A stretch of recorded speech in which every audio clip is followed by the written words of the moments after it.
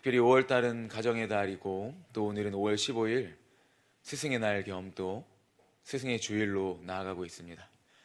우리 특별히 청년들 가운데 교육부에서 우리 영혼들을 섬기시고 또 세우시는 분들이 있는데, 그리고 또 직장으로도 이런 가르치시는 직업을 가지고 계신 분들도 많고요. 우리 가르치시는 위치에 서 계신 분들, 날마다 하나님 은혜와 사랑 가운데 또 그 가운데서 하나님께서 넘치는 열매를 맺게 하시고 또 은혜를 더하실 것을 우리 격려하면서 서로 격려의 박수로 하나님께 영광의 박수로 나가겠습니다. 예. 감사합니다. 우리 청년들이 있기에, 이렇게 교사로 세워지는 헌신과 봉사하시는 분들이 계시기에 우리 다음 세대들이 설 수 있는 거예요. 여러분들이 마찬가지잖아요. 우리가 주일학교 때 주일학교 경험해 보신 분들은 선배들, 또 우리를 가르치셨던 우리 어른분들, 우리 선생님들이 계셨기에 우리가 자라날 수 있었고요. 이 아름다운 주일에 저는 오늘 베드로전서 말씀을 가지고 함께 말씀을 나누고자 합니다. 특별히 산소망이 있게 하시며, 우리를 거듭나게 하시는 산소망, 이 산소망 가운데 과연 그 산소망으로 나아가는 자의 삶, 복음에 합당한 삶은 무엇인가에 대해서 특별히 하나님께서 베드로 사도를 통하여서 당대의 성도들에게 위로와 격려의 말씀으로 나아가셨던 이 말씀을 가지고 함께 나아가고자 합니다. 예수 믿는 우리는 그리스도인입니다. 그리스도인은 그냥 그리스도인이 아니라 세상 속에 살아가는 그리스도인입니다. 어떠한 편협한 신학과 또 편협한 신앙은 이원론적으로 이 성과 속, 거룩한 것과 거룩하지 않은 것들을 구별해버리면서 이 세상 속에는 아무런 수만 없대가지고 그거를 무조건 배척하면서 그저 거룩한 삶만 살으면서 나아가려고 하고 있습니다. 그러나 중요한 것은 예수 그리스도께서 이 땅 가운데 과연 어떻게 오셨느냐, 어떠한 목적을 가지고 오셨느냐, 우리는 잘 생각해야 됩니다. 예수님은 이 땅 가운데 오셨습니다. 이 땅이 거룩해서 오셨을까요? 아니죠. 죄악 가운데 타락으로 가득한 이 세상 가운데 예수님께서는 시간을 초월하셔서 오셨습니다. 그리고 그 가운데서 예수 그리스도의 모든 지상 사역을 완수하시고 성취하시고 부활 승리하셔서 하늘로 승천하셨습니다. 그리고 그 전에 예수님께서 우리에게 주신 지상 명령이 있습니다. 바로 우리가 나아가서 많은 사람들에게 예수 그리스도의 복음을 전파하고, 그리고 그들을 제자로 삼고 세례를 주고 예수 그리스도의 이 복음이 땅끝까지 이를 수 있도록 너희는 내 증인이 되어라 말씀하셨습니다. 정리하면 우리는 세상 속의 그리스도인입니다. 우리는 세상 속의 그리스도인이며, 그리고 또 한 가지 더, 이 세상은 결코 우리를 가만두지 않습니다. 이 세상은 결코 우리를 그저 예수님 믿고 그저 신앙생활하며 살아가도록 놔두지 않는다는 사실입니다. 여러분은 과연 세상 속의 그리스도인으로서 지금 어떻게 살아가고 계신지, 어떤 삶을 살아가고 계신지, 먼저는 오늘 이 베드로전서 말씀을 통하여서 점검을 하시고, 또 더 나아가서 하나님께서 베드로 사도를 통하여서 당대 성도들에게 하신 말씀이 있습니다. 바로 위로하시는 것, 격려하시는 것, 소망을 갖게 하시는 것이었습니다. 또 더불어 소망으로 나아가는 이 시간 되시길 예수님의 이름으로 축복합니다. 베드로전서에 대해서 이제 한 신학자는 이렇게 말합니다. 그 어떠한 서신도 예수 그리스도의 정신을 이렇게 담고 있지는 못하다 이야기하고 있습니다. 예수 그리스도의 정신, 예수님의 정신이 무엇일까요? 바로 이 말을 다른 말로 하면은 예수님을 믿는 사람이 항상 마음 가운데 품어야 하는 그러한 마음인 것입니다. 그러한 믿음인 것이죠. 예수님의 정신. 오늘 베드로는 이 말을 당대 성도들에게 하고 있습니다. 우리 함께 베드로전서 1장 3절 말씀을 다시 한번 읽도록 하겠습니다. 한 목소리로 읽겠습니다. 우리 주 예수 그리스도의 아버지 하나님을 찬송하리로다. 그의 많으신 긍휼대로 예수 그리스도를 죽은 자 가운데서 부활하게 하심으로 말미암아 우리를 거듭나게 하사 산소망이 있게 하시며 아멘. 우리가 전에도 이 산소망에 대해서 함께 말씀을 나눴었는데요, 오늘 이 산소망이라고 하며 당대의 성도들을 격려하고 있습니다. 베드로전서는 어떤 뉘앙스이냐면요, 오늘이 스승의 주일, 스승의 날이라고 했는데 마치 내가 정말로 사랑했던 나의 스승님이, 내가 정말로 존경하고 사랑하는 나의 교회 선생님, 목사님이 될 수도 있고요. 그러한 분이 계신데 내가 신앙생활 하다가 너무 지치는 거예요. 너무 힘들고 너무 어렵습니다. 다 포기하고 그냥 더 이상 교회를 다니기도 싫고, 하나님이란 존재는 내 삶과 아무런 관련도 없고 영향도 없고 그저 힘든 내 삶 가운데 매몰되고 있고, 또 이 믿음의 삶, 이 믿음의 신앙을 지켜나가려고 할 때 학교에서나 사회생활, 가정, 회사 가운데에서 참 치열한 이 믿음의 싸움을 하는 그때에 사랑하는 스승님이 나의 그 모든 상황들 이미 그 마음 가운데 아시고 오셔서 격려해 주시는 거예요. 너무 많이 힘들지, 너무 많이 어렵지, 그 마음 다 안다, 그 마음 다 알고, 그리고 너의 그 믿음 생활하기 힘든 것 다 알아. 그런데 우리 하나님 안에서 소망을 갖자. 우리 하나님 안에서 믿음으로 나아가자. 우리 지금 비록 힘들고 지금 어렵고 괴롭고 고난의 때이지만 그래도 우리에게 살아계신 예수님이 계시잖아. 우리에게 진리의 말씀이 있잖아. 우리 다시 한번 산소망으로 힘내보자 하는 그러한 격려의 말씀, 하나님께서 성도들에게 위로하시는 그러한 말씀으로 우리가 이해할 수 있습니다. 이 진리를 놓쳐서는 안 되고 끝까지 이 길을 가자, 베드로전서 말씀은 이야기하고 있는 것이죠. 이렇듯 베드로전서에서는 크게 두 가지, 바로 격려와 소망을 이야기하고 있습니다. 참 제가 이 말씀을 준비하면서 전에도 한번 말씀드렸었는데, 중학교 3학년 때 이제 좀 그때 여러 가지로 그냥 사춘기여가지고 그냥 살짝 막 나가고 싶은 그런 때 있잖아요. 예. 여러분들도 겪으셨을 수도 있고 안 겪으신 분도 있고, 그때에 선생님이 제가 참 여러 가지 신앙생활 하는 것도 어렵고 이렇게 저렇게 좀 상태가 안 좋은 게 보였었나 봐요. 그때 이제 저쪽 인천에 인천항이 보이는 되게 높은 산 꼭대기에 있는 광성중이라는 곳이 있습니다. 거기 현관 앞에서 갑자기 저를 부르시더니 기독학생부 선생님이었어요. 유태종 선교사님이라는 선생님인데, 다니야 집에 가기 전에 갑자기 선생님이 잠깐 기도해 줄게, 기도하자 하시더니 제 손을 잡고 복도에서 되게 저를 위해서 이렇게 낮춰서 무릎을 이렇게 한쪽 무릎을 꿇으시고 제 손을 잡아주면서 기도해 주셨어요. 그러면서 지금 청소년의 때 어렵지만 잘 보내게 해주시고, 또 믿음 생활 잘하게 해주시고, 또 목사의 꿈을 가지고 있는데 하나님 잘 이끌어달래, 이런 내용들로 기도를 해주셨죠. 하나님께서 우리에게 위로와 격려를 해주시고 말씀을 통해서 우리를 다시 일으켜 주십니다. 사실 그때가 저도 인생에 있어서 여러 가지 분기점이 있었지만 정말 올바르게 다시 일어설 수 있는 분기점이었던 것 같습니다. 그렇다면 하나님께서 우리도 이러한 삶으로 세워주시길 원하시는데, 먼저 격려에 대해서 함께 알아보고자 합니다. 베드로는 왜 편지를 통해서 이 많은 성도들에게 격려를 해주고자 했을까요? 베드로전서 1장 1절을 보면은 이런 말씀이 있습니다. 예수 그리스도의 사도 베드로는 본도, 갈라디아, 갑바도기아, 아시아와 비두니아에 흩어진 나그네라고 합니다. 흩어진 나그네들. 이제 터키 지역 쪽에 동쪽이라고 할 수 있는데요, 이쪽 주변 지역이라고 생각하시면 됩니다. 그리고 그쪽 주변에 많은 크리스찬들이 흩어져 있었습니다. 이 서신서가 쓰여질 당시 대부분 신약 성경의 시대가 그랬지만, 적나라하게 말하면 바로 피해 황제 네로가 이 주둔을 하던 시대였습니다. 네로의 박해로 인하여서 수많은 크리스찬들이 입에도 담을 수 없는 고난과 고문을 당하고 있었습니다.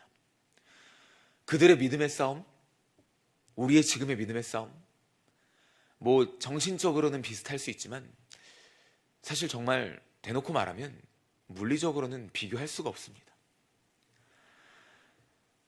사자와 사람이 싸워서 누가 이길까?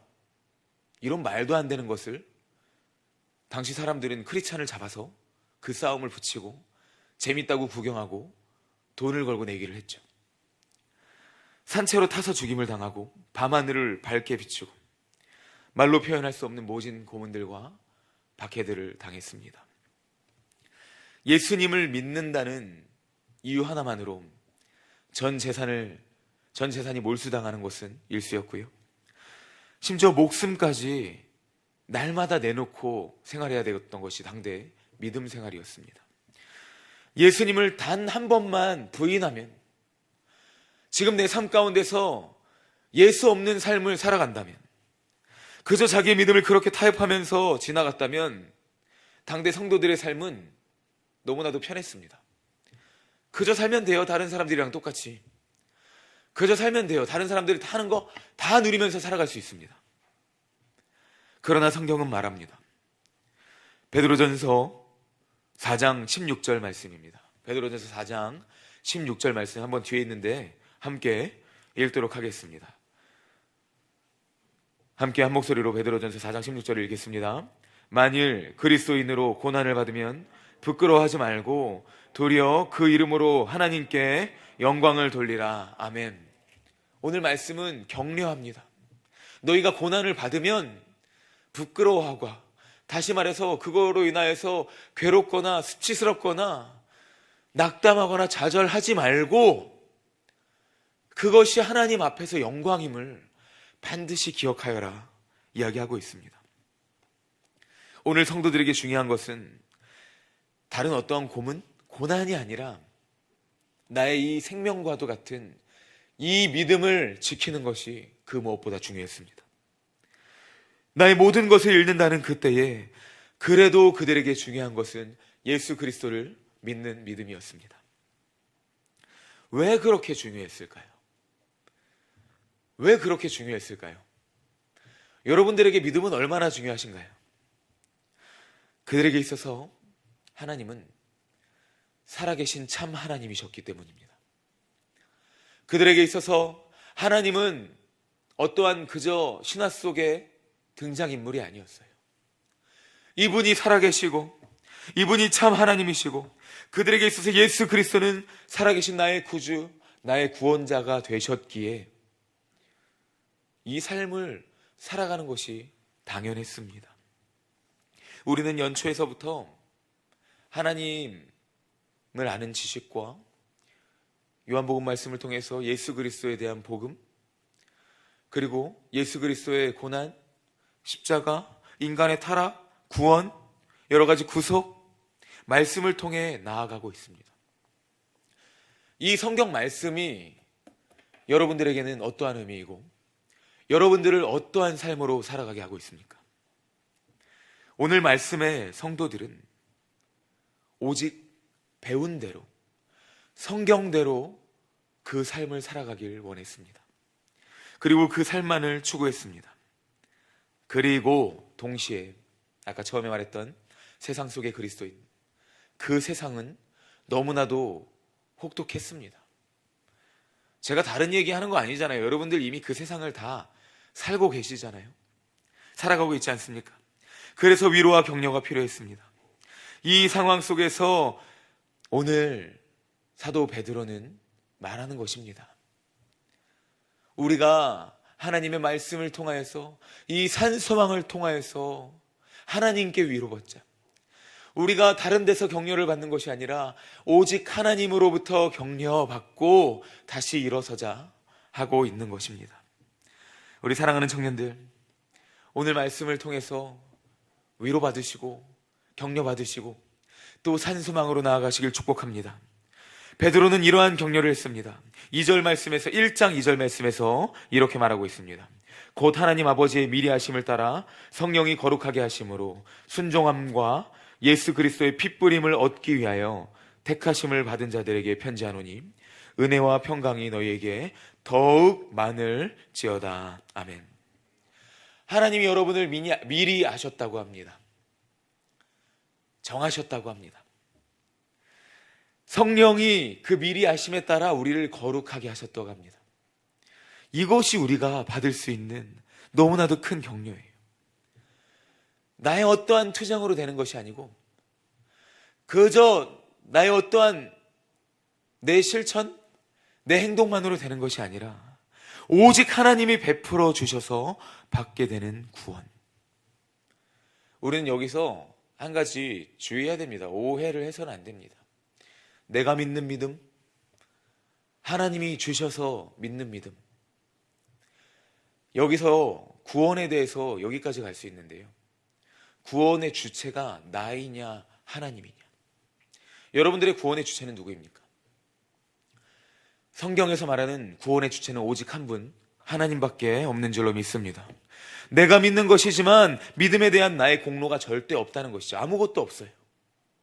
0.00001%도 없이 그저 하나님이 믿게 하셨고, 오늘 말씀에서처럼 하나님이 그 미리 하심을 따라 성령으로 말미암아 거룩하게 하셨고 나로 하여금 하나님의 사람이 되게 하셨습니다.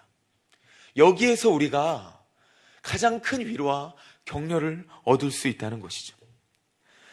내가 믿었다고 할지라도 그 믿음을 행한 주체 나라고 할지라도 나의 이 구원의 주체 근원이 하나님이시라는 이 사실, 여기서 우리가 산 소망을 얻게 되는 것입니다.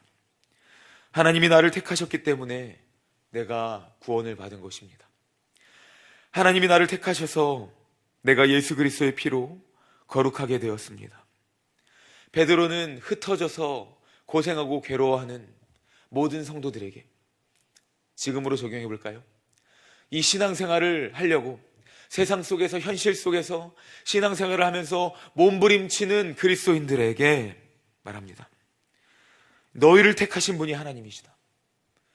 너희로 이 삶을 살게 하시는 분이 하나님이시다.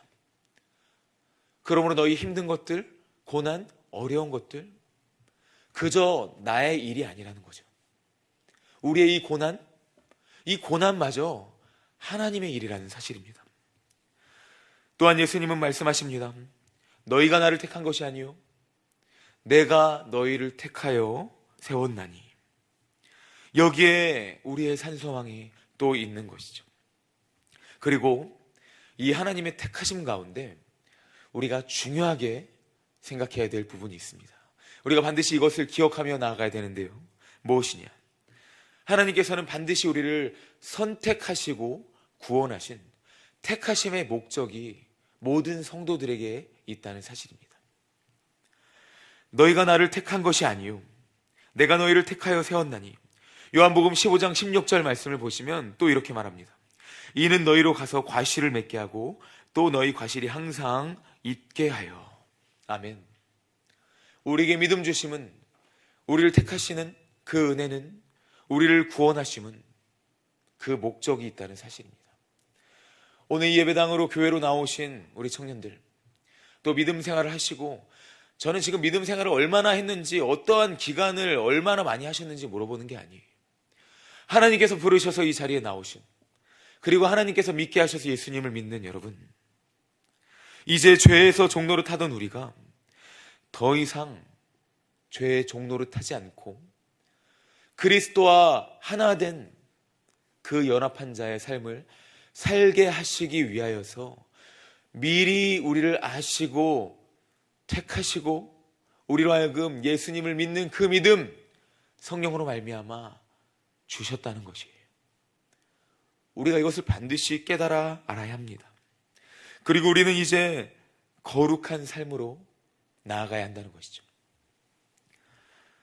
그리스도인의 삶은 거룩한 자의 삶입니다. 우리가 이것을 이제 특별히 5월 마지막 주에 또 이거 전문으로 하시는 교수님께서 오셔서 잘 설교 말씀해 주실 텐데요. 우리는 성화된 삶으로 나아가야만 하는 사람들이죠. 이 세상 속에서 세상 속으로 나아가되 그저 세상과 동화되어서 똑같이 돼서 그저 세속화되어서 나가는 것이 아니라 세상 가운데에서 그리스도인으로서 성화된 자로서 과연 복음의 빛을 어떻게 들고 나아가야 되느냐. 우리가 복음의 가치를 진정으로 알고 이제 이 세상 속으로 나아가야 하는데요. 이것은 무엇이냐? 우리가 어떠한 위치에 있고 어디로 가든지 그 삶의 현실과 처지와 모든 상황 속에서 하나님이 우리로 하여금 하나님의 영광을 위해 살게 하신다는 것이죠. 나의 시간, 공부, 직장, 가정, 사람들과의 관계, 비전, 꿈, 모든 것들 오직 그 이유가 하나님께 있음을 깨닫게 합니다. 그런데 우리는 본성적인 교만함으로 말미암아 마치 내가 하나님을 택한 것처럼, 내가 하나님을 택해서 예수 그리스도를 믿고 내가 믿음을 택해서 믿는 것처럼 그러한 교만함 가운데 이 신앙생활이 그것이 적용되어서 또 믿음 생활과 신앙생활 하는데 똑같이 그것이 나타나고 있습니다. 무엇이냐? 좀 적나라하게 말하면 믿고 싶을 때 믿는 것입니다. 잠깐 생각해 보는 것입니다. 이 하나님을 믿을까 말까? 예수님을 믿을까 말까? 바쁠 때는 잠시 오늘 예배는 접어둬야겠다. 아예 일이 많아져 버리면 하나님을 놔버리는 것이죠. 나중에 이렇게 만남의 축복이 있고 또 결혼하고 가정을 꾸리고 여러 가지 하는데 너무 바빠지는 거예요. 와, 진짜 도저히 신앙생활을 할 수 없는 것이구나. 스스로의 깊은 성찰과 깨달음으로 교회를 다니지 않는, 내가 하고 싶으면 하고 내가 귀찮으면 안 하고, 택하신 은혜를 깨닫지 못하고 그저 믿음의 주체가 자신인 것 마냥 그렇게 믿음을 방종으로 살아가는 것이 사실 어쩌면 타락한 인간의 당연한 결과입니다. 가장 귀한 복음을 마치 싸구려 렌탈 복음처럼 누군가에게 그냥 빌려서 하게 해줘서 겨우 하는 것처럼 하는 그러한 싸구려 복음으로 전락시키고 있는 것이죠. 여러분, 우리의 믿음은 생명 자체예요. 우리의 믿음은 나를 숨쉬게 하는 그 나의 존재 자체라는 사실이죠. 우리 렌탈이라고 해서 그런데 여러분 렌탈 잘 아실 거예요. 특별히 이렇게 자동차를, 저는 지금까지 자동차 그 모닝이랑 아침 모닝이랑 그리고 또 지금 차를 타는데 갑자기 이름이 생각이 안 나는데 티볼리 그거를 사는데요. 다 중고로 구매했어요. 근데 중고로 구매할 때 저도 잘 몰랐는데 제일 먼저 파악해야 되는 게 뭐냐면 이 차가 렌탈로 한번 돌렸던 차인가, 제가 이거를 왜 파악해야 하나 알아봤더니 이 사람들이 도대체 이 렌탈 차로 어떻게 이 차를 몰았는지 모른다는 거예요. 렌탈 차가 어떻게 이렇게 취급을 당하고 굴림을 당했는지 생각해 보니까 제가 대학교 초반 때 이렇게 청년일 때 교회 친구들이랑 옛날 그 아반떼 있어요. 그거를 몰아가지고 저쪽 바닷가를 갔는데 갑자기 어떤 친구가 드리프트 연습을 하자는 거예요. 그래가지고 막 가다가 브레이크를 안 밟고 핸들 돌리면서 사이드 브레이크 쫙 올리면 차가 막 슉 도는 거예요. 참 렌탈 회사 사장님께 죄송한 부분이었는데, 하여튼 제가 이 말을 왜 하냐면 그냥 내게 아니니까 막 굴리는 거예요. 여러분, 근데 자기 본인 차가 생기죠? 기스가 1cm 났어요. 눈에 보이지도 않는 이 실금이 나면은 이걸 어떻게 해야 되나 하고서 막 헝겊으로 막 문지르고 막 허해서 문지르고 엄청납니다. 왜냐? 자기 것이니까요. 여러분들에게 복음은 누구의 것인가요? 복음이라는 것이 그저 한 다리 건넌, 그저 하나님이 이거를 믿어야 되나 그런 식에서 믿어줄게 하고 믿는 그러한 믿음인가요? 아니면 정말 예수 믿는 믿음이 나의 생명이고 나의 존재 자체이고 하나님 나는 주님의 것입니다 하는 그 내 생명 자체인가요? 우리는 진정한 믿음을 가져야 됩니다. 하나님이 나에게 은혜로 주신 그 구원의 복음을 가장 가치 있게 여기는 삶, 그때에 우리가 비로소 참된 믿음의 삶으로 나아갈 수 있는 것이에요. 그리스도가 가신 그 길이 바로 이 길이었고요. 우리도 날마다 자기를 부인하고 나의 십자가를 지고 예수를 따르는 삶이 바로 이 삶이라는 것입니다. 우리의 참된 스승이라고 할 수 있는 구원자 예수님, 예수님의 그러한 삶은 부자의 삶이었을까요? 예수님의 그러한 삶은 이 좋은 평점을 유지하는 그러한 삶이었을까요? 누군가의 인정을 늘 꾸준히 받는 것을 관리해야 되는 삶이었을까요? 속임수와 거짓말, 여러 가지 것들에 타협하고 그런 것을 일삼아 살면서 내가 높아지는 나의 만족과 유익과 뜻만을 구하는 인생이었을까요? 아니요, 절대 아니었습니다. 예수님은 하나님의 뜻을 따르는 삶을 사셨습니다. 아버지, 제발 할 수만 있다면 이 잔을 내게서 피하게 해주시되 그러나 아버지 뜻대로 하소서. 예수님은 날마다 이 고백의 삶을 살아가셨습니다. 하나님의 그 뜻은 하나님의 영광을 위한, 그 많은 사람의 생명을 위하여 예수 그리스도를 십자가에 죽게 하시고 대속의 제물로 삼는 뜻이었는데, 예수님은 그 길을 순종으로 가셨습니다. 하나님의 뜻을 이루셨죠. 여러분, 믿음에 대해서 다시 한번 살펴볼까요? 믿음은 결국 그리스도와 연합한다는 것입니다. 그저 렌탈같이 누구 거 빌리는 게 아니라고 했어요. 그저 내가 믿고 싶어서 믿는 것이 아니라고 했어요. 이 믿음이 나의 믿음이라면, 이 믿음이 나의 존재 자체요 생명이라면 우리는 예수님의 길로 나아가야 되는 것이죠. 그런데 여러분, 지금부터 조금 마음이 많이 어려워요. 지금부터 조금 여러분들의 마음을 불편하게 할 거예요. 이 길이 고난의 길이기 때문이에요. 초대교회 성도들, 아까 처음에 말했지만 결코 평탄하지 않았습니다. 그들과 우리의 물리적 상황은 조금 다를 수 있지만 이 더 넘쳐나는 세상의 가치관과 더 넘쳐나는 세상의 이 합리적, 이성적 논리들 속에서 이 정신적, 이 신앙을 지켜나가는 이러한 영적인 부분들 정말 너무 치열합니다. 그때는 오히려 목숨에 대한 부분에 그 타협만 있을, 그거만 둘 중에 하나였다면 이제는 수십 가지, 수백 가지, 수만 가지가 우리를 뒤흔드는 세상이에요. 이 고난의 가운데 우리는 그리스도 안에 참여하는 자가 되어야 됩니다. 그리스도 안에 참여함으로 말미암아 우리의 삶의 모든 것이 변화되어야 되는데요, 아직도 변화되지 않는 우리의 삶의 모습, 이 세상 속에 살아가는 것이 고난의 길이기 때문에 자꾸만 그 고난을 피하며 오히려 타협하며 하나님이 아니라 그 반대의 길로 나아갔다면 우리는 먼저 회개해야 돼요. 여러분, 이 부분을 놓고 회개한 적 있으십니까? 너무 편하게 사는 것, 너무 쉽게만 살려는 우리의 믿음을 각성시켜야 돼요. 변혁시켜야 됩니다, 여러분. 리폼해야 돼요. 성경 말씀 그 어디에도 편하게 살고 편하게 쉬고 편하게 하다가 하나님 나라에 갔다. 사실 대표적인 인물 에녹? 에녹의 삶이 근데 실제적으로 어떠했는지 모르겠지만 그러한 딱 짚어서 말하는 사람 빼고는 그 어떠한 사람도 신앙의 길은, 이 세상 속에 살아가는 삶은 평탄하지 않았습니다.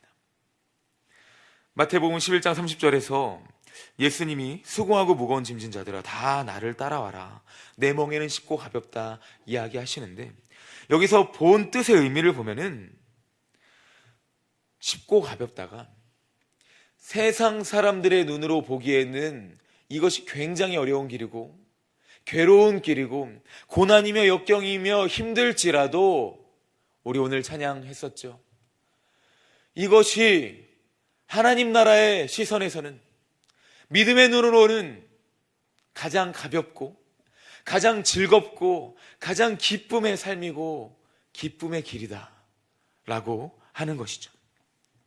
그 삶이 가장 가치 있고 진정한 참 기쁨을 누리는 삶이다 라고 예수님이 말씀하시는 것입니다. 여러분, 직장에서, 학교에서 또 삶을 살아가시면서 그저 평안하시기만 한 분들, 네, 다시 한번 믿음 생활 돌이켜 보셔야 됩니다. 이건 정말이에요. 왜냐하면 어쩌면 우리가 그 삶을 스스로 설계하고 있어요. 어떻게 하면 내 삶 속에서 쉽게 믿음 생활을 할 수 있는지, 그 쉽게 믿음 생활을 하며 살아갈 수 있는지, 우리는 그 믿음에 대해서 다시 한번 스스로 생각하며 나아가야 됩니다. 여러분 가운데 불편함이 없다고요? 하나님의 영광과 뜻은 없고 나 하고 싶은 것만 다 살아가고 스스로의 만족도 높은 그 삶이 너무나도 괜찮은 신앙생활이라고요? 여러분, 그 믿음 다시 한번 우리 점검해야 됩니다. 과연 그 믿음이 누구로부터 시작하고 있는지, 누구로 향하여 가고 있는지. 하나님의 은혜로부터 시작된다면 우리는 어쩔 수 없이 세상 속에서 복음의 빛을 들고 나아갈 때에 우리에게 몰려오는 어둠과 함께 대항하며 나아갈 수밖에 없습니다. 참 여러 가지 어려운 부분들이에요. 생각만 하고 싫고 참 여러 가지 어렵지만, 그러나 이 고난과 역경이라고 하는 때에 다시 한번 말씀드리지만, 하나님의 말씀은, 하나님의 나라는 이 세상 가운데서 참으로도 아이러니하게 모순이고 역설입니다. 이것이 무엇이냐? 고난이고 어렵다 할지라도 성령께서 날마다 나와 함께 하시는 삶, 믿음을 살아가는 이 삶은 세상과 부딪히고 어쩌면 세상을 등져야 하고 그것이 너무나도 어렵고 우리가 감내하기 쉽지 않을지라도, 그러나 가장 가볍고 가장 쉽고 너무나도 즐겁고 행복한 삶이라는 것이죠. 여러분, 이 삶을 누리시길 예수님의 이름으로 축복합니다. 이 삶을 우리가 누려야 됩니다. 흩어진 그리스도인들에게 베드로는 다른 격려를 하지 않았습니다. 그저 하나님이 너희를 택하셨다고 합니다. 지금의 삶, 신앙인들 나그네와 거류민 같고 매일 그 가운데 눈물로 신앙을 지키고, 오늘도 이 신앙 지키다가 우리 자녀들이, 우리 부모님이 잡혀가서 괴롭힘을 당하는 그것들 직접 목격하고 너무나도 괴로운 삶을 살아갔던 그들이지만, 그러나 너희가 지금은 이렇게 어려워 보일지라도 베드로전서 2장 9절에서 이렇게 말하죠. 너희는 택하신 족속이다. 왕같은 제사장들이다. 거룩한 나라요, 그의 소유가 된 백성이다. 이야기하고 있는 것입니다. 날마다 이 믿음 가지시길 축복합니다. 지금 모습 여러분, 참 여기 여러분 한번 옆에 분들 볼까요? 지금 우리 신앙의 공동체로 같이 있지만 이제 내일부터 또 직장 가보세요. 뭐 믿음의 이렇게 동료들 한두 명 있겠지만, 그러나 또 우리가 그 가운데서 이 믿음 생활 홀로 고군분투하는 분들도 많습니다. 그러나 우리에게 믿음의 공동체가 있고 또 하나님이 우리를 거룩한 나라, 하나님의 거룩한 백성으로 삼아주셨다는 사실이에요. 로마서 6장 6절에서 7절은 이렇게 말하고 있습니다. 제가 읽겠습니다.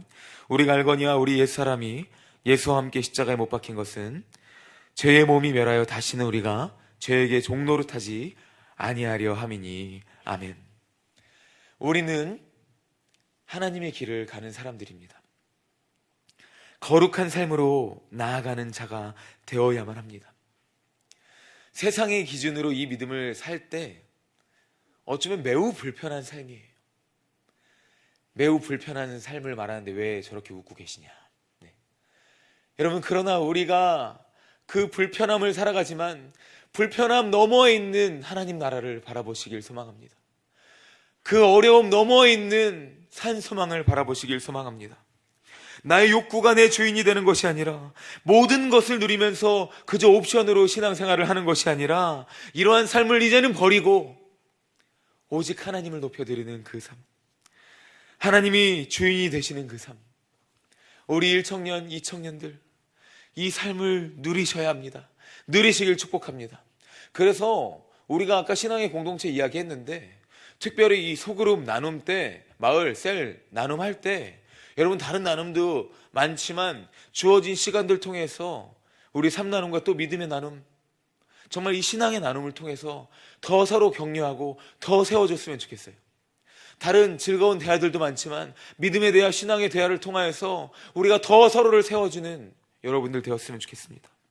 우리가 싸워야 하는 삶은 이 세상의 가치와 이 세상의 것들이 아닙니다. 우리가 싸워야 하는 치열한 삶은 더 많은 돈과 더 많은 좋은 것들과 더 안락한 삶이 아닌 것입니다. 우리는 이 영적인 전투 가운데 어떻게 하면 하나님의 영광을 드러내는 삶을 살 것인가? 어떻게 하면 나의 삶을 통하여서 이 산소망을 삶으로 살아갈 수 있는가? 이 삶을 치열하게 싸우며 나아가야 됩니다. 그리고 감사하게 오늘 베드로 전서의 말씀을 통하여서 우리가 알 수 있는 것은 이 싸움을 그저 나만 하는 것이 아니라는 거죠. 이미 수많은 신앙의 선조들이 이 싸움을 해왔습니다. 그들은 저 하늘의 본향만을 바라보며 이 땅 가운데에서 날마다 복음의 불을, 이 복음의 횃불을 들고 복음의 빛을 들고 나아가며 모든 사명을 감당하길 소망했습니다. 당시 로마 병정에 잡힌 그리스도인들이 있었죠. 이 당시 로마법으로 따르면 이들이 풀려날 수 있는 방법은 굉장히 간단했습니다. 이 몇 가지 단계가 있는데요. 먼저 당시 이제 로마에 있는 로마 신들의 이름을, 그들이 불러주는 로마 신들의 이름을 쭉 열거하고 나는 그 신을 믿습니다라고 고백하는 거예요. 그리고 이제 로마의 가장 큰 우상 신이라고 할 수 있는 로마 황제의 이름을 외치고 그분께 충성을 바치겠다 고백하고, 마지막으로 나는 더 이상 예수를 믿지 않는다 이야기하면 그들은 풀려날 수 있었습니다. 여러분, 얼마나 그 앞에서 수많은 갈등과 고민이 있었을까요? 그러나 저는 사실 확신합니다. 그리고 저는 단언하는데 고민 전혀 안 하셨을 것 같아요. 당시의 그리스도인들은 그저 예수 그리스도가 나의 주인이십니다 외치고 그 목숨을 거는 길로 나아가셨습니다. 그들은 예수님을 믿는 자들이었습니다. 예수님의 생명이 이미 내 안에 있는 자들이었습니다. 그리하여 성도들은 예수를 부인할 수가 없었죠. 이미 내가 성령의 전이고 예수님이 내 생명이 되시고 예수님이 나를 위해서 모든 것을 주셨는데 내가 어떻게 그 예수를 뒤로 할 수 있느냐. 그러한 성도들에게 하나님의 말씀이 위로와 확신을 주시는 것이죠. 너희에게 산 소망이 있게 하시는 분, 그분이 우리 주 예수 그리스도의 하나님이시다. 그분이 우리 주 아버지 하나님이시다. 그렇게 오늘 말씀은 외치고 있는 것입니다. 그래서 오늘 말씀이 이야기하는 것이, 베드로전서에서 말하는 것이, 너의 믿음의 확실함은 불로 연단하여도 없어질 금보다 귀하다 이야기하고 있습니다. 금보다 귀한 그 신앙, 여러분들의 신앙이 이러한 신앙 되시길 축복합니다. 예수 그리스도께서 나타나실 때에 칭찬과 영광과 존귀를 얻게 하는 그 신앙, 우리의 신앙이 이러한 신앙 되게 하실 줄로 믿습니다. 지금은 너무 어렵지만, 지금은 너무나도 어려운 시대 속에서 이 믿음 지키기 어렵지만, 그러나 우리가 받아야 될 참된 가르침이 무엇입니까? 우리의 참된 스승 되시는 예수 그리스도께서 우리에게 무엇을 가르쳐주고 계십니까? 종전에 읽었던 베드로전서 4장 16절, 그리스도인으로 고난을 받으면 부끄러워하지 말고 도리어 그 이름으로 하나님께 영광을 돌려라. 우리가 이 영광 돌리는 삶을 살아가야 됩니다. 그리고 4장 16절 이어서 이런 말씀을 합니다. 하나님의 집에서 심판을 시작할 때가 되었나니.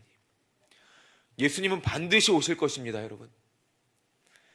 누누이 말씀드리지만 그저 이 삶이 다인 것처럼 착각하며 살아가면 안 됩니다. 예수님은 심판지로 오시고 여기 있는 모든 사람은 단 한 명도 빠지지 않고 그 심판대 앞에 서게 됩니다. 그런데 그 심판의 날이 우리에게 영광의 날임은 무엇이냐? 하나님이 우리를 미리 아시고 택하시고 성령으로 말미암아 거룩하게 하시고 우리에게 믿음 주시고 하나님의 자녀가 되게 하셨기 때문입니다. 우리가 이 믿음을, 이 생명을 누리는 자들입니다. 예수님을 믿지 않는 자들에게는 심판과 저주의 날이지만 우리에게는 영광의 날인 것이죠. 여기에 복음 전파의 이유가 있는 것이고 여기에 우리의 더욱더 굳건한 믿음의 확신을 가져야 되는, 믿음을 삶으로 살아가야 되는 이유가 있는 것입니다. 오늘 말씀은 말합니다. 산소망의 삶을 살아라. 복음을 그저 다른 세상 문화와 똑같이 여겼던 그 삶을 우리는 이제 바꿔야 합니다. 완전히 바꿔야 합니다. 우리는 완전히 변혁시켜야 됩니다. 싸구려 복음으로 만들었던 나의 그러한 신앙의 모습 회개해야 합니다. 이제 말씀을 맺도록 하겠습니다. 이 종교개혁자 존 칼빈이 이 라틴어로 이런 말을 했습니다. 포스트 테네브라스 룩스라는 말이 있습니다. 많이 들어보셨을 거예요. 어둠 뒤에 빛, 어둠 뒤에 빛이 온다 라는 모토를 가지고 그 어둠이 짙은 그 중세 교회 가운데 이 하나님의 말씀을 들고 하나님 나라의 최전선으로 나아갔습니다. 반드시 어둠 뒤에 빛이 올 것입니다. 우리가 복음의 빛을 들고 여러분 계신 그 삶의 현장으로 나갈 때 하나님께서 그곳 가운데 반드시 빛이 비추게 하실 줄로 믿습니다. 우리는 날마다 이 산소망을 지니며 나아가야 됩니다. 사도 바울은 말했습니다. 내가 내 몸에 예수의 흔적을 지니고 있노라. 예수의 흔적을 지닌 이 삶은 무엇이냐? 세상 속의 그리스도인으로서 그저 어둠이라고 피하는 것이 아니라 어둠, 그 안에 들어가는 것, 괴로움과 역경일 수도 있지만 복음의 빛을 들고 나아가는 것입니다. 그때 일하시는 분이 성령 하나님, 그때 일하시는 분이 우리의 모든 것들을 통하여서 영광 받으실 하나님이시라는 사실을 깨달으며 예수 그리스도께서 날마다 우리와 함께 하심을 깨달으며 날마다 이 산소망으로 나아가시는 모든 우리 청년들 되시기를 예수님의 이름으로 축복합니다. 아멘. 함께 이 시간